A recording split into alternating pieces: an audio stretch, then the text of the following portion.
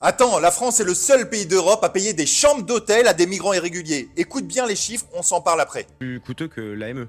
C'est l'hébergement d'urgence des migrants en situation irrégulière. Vous avez aujourd'hui, parce que l'AME c'est 1 milliard d'euros, l'hébergement d'urgence pour les SDF c'est 3 milliards d'euros. Il se trouve que ce système est engagé parce qu'en réalité on paye des chambres d'hôtel pour des migrants qui y restent pendant en moyenne 3 ans. Si vous voulez dissuader des migrants de venir ici, il faut avoir... Vous leur donnez pas les allocations familiales vous donnez, immédiatement. moi, sur les APL, je suis pour la suppression. Sur les des allocations APL. logement, Quand vous on ne leur contribue donnez pas au pas. système, vous ne faites pas de logement pour migrants qui ne travaillent pas et qui n'est pas venu légalement avec un visa de travail. Pourquoi vous l'avez Donc, pas fait? 3 ans, t'imagines, à l'hôtel payé par l'État. Pas une nuit d'urgence, pas une semaine, on se parle de 3 ans. Et on est le seul pays d'Europe à faire ça. Pendant ce temps, en France, il y a 330 000 personnes qui dorment dans leur bagnole. Des gens qui bossent, qui se lèvent à 6 h du matin, qui payent leurs impôts depuis 20 ans et qui sont obligés de dormir dans leur voiture.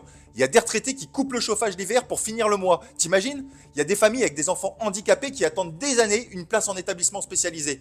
Et l'État, il dit quoi? Il leur répond qu'on n'a pas le budget. Pas le budget pour eux, mais par contre un budget pour 3 ans d'hôtel, cet argent il existe. Il sort de ta poche chaque mois sur ta fiche de paye. La question c'est pas de savoir du coup s'il y en a, la question c'est de savoir ce qu'on fait de ce pognon. 3 ans à l'hôtel pour des gens qui n'ont même pas le droit d'être là à la base.